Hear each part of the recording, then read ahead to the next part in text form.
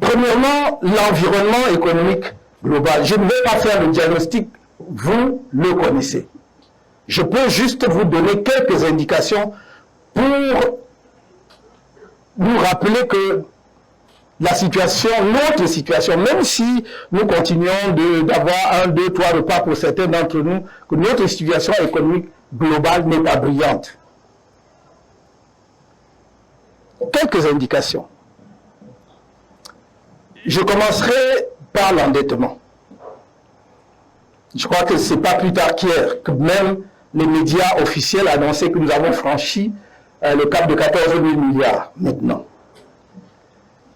Mais comme d'habitude, il y a toujours justement des gens très habiles et très intelligents qui adoucissent cela, voire banalisent en vous disant c'est rien à côté des 70% que fixe la CEMAC. Mais la CEMAC fixe sur la base de quoi?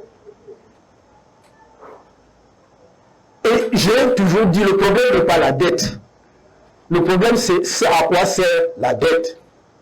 Notre dette est essentiellement toxique. Parce que nous sommes rendus à un point où le Cameroun n'emprunte plus que pour rembourser, non pas la dette, mais le service de la dette. C'est-à-dire les intérêts. Et lorsqu'on est dans cette situation, cela veut dire que nous sommes réellement en train de manger notre pain et celui de nos enfants. Et ça, c'est un problème. On ne peut pas juste dire qu'on n'a pas atteint les 70%. Il y a des pays qui ont atteint 100% de dette, c'est-à-dire qu'ils ont totalement leur PIB. Mais ils ont la capacité, le marché continue à leur faire confiance. Si vous prenez le marché financier, le Cameroun a souscrit des eurobonds, lancé des eurobonds il y a quelques mois, 2024, à un taux d'intérêt de 10,75%. Cependant que dans le même temps, avec des montants comparables, la Côte d'Ivoire et le Bénin empruntaient à 7%.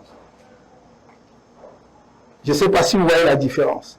Donc on ne peut pas gérer un pays en dépit du bon sens. Ce n'est pas moi.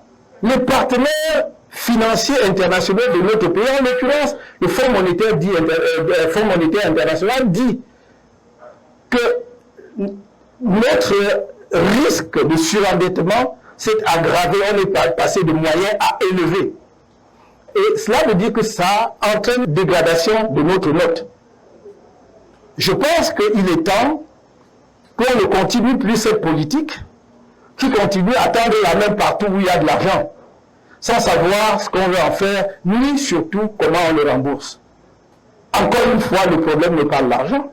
Le problème, c'est qu'aucun projet, presque aucun projet n'est achevé. Et il y a des financements et des refinancements en cours de projet. C'est le cas de l'autoroute Douala-Yaoundé ou Yaoundé-Douala. Je dis Douala-Yaoundé parce que j'ai toujours pensé que ça aurait dû partir de Douala.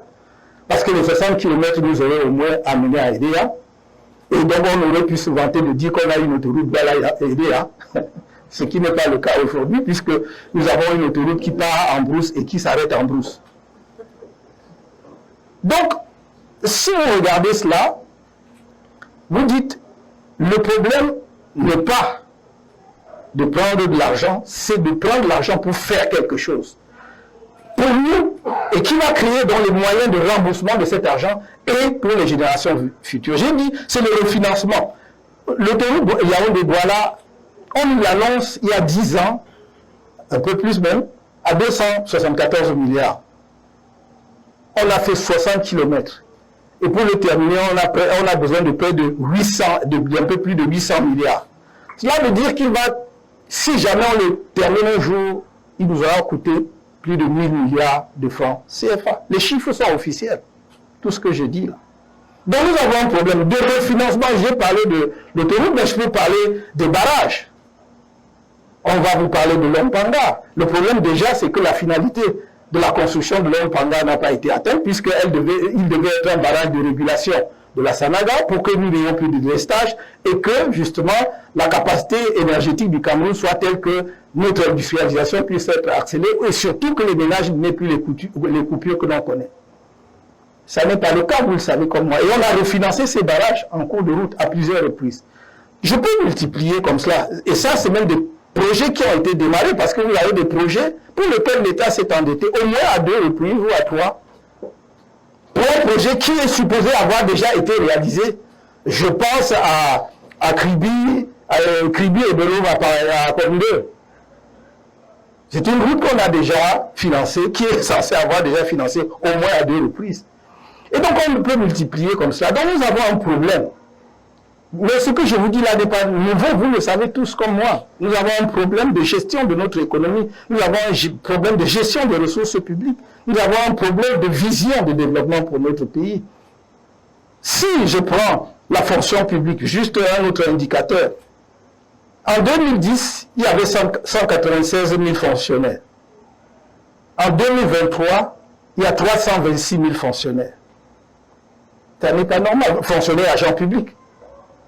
J'ai entendu d'ailleurs certains responsables politiques dire qu'ils vont recruter 1 million de personnes dans la fonction publique. Je vais faire bonne chance de trouver de l'argent pour payer ces salaires-là. Il faut savoir raison garder. Entre 2010 et 2023, notre population n'a pas doublé. Et même si c'était le cas, le problème n'est pas simplement le problème des effectifs. Le problème est celui de la rationalisation de la ressource humaine, c'est-à-dire de la capacité, de la productivité d'un agent public. Aujourd'hui, il y a 5 personnes, sinon plus, pour faire le travail d'une personne.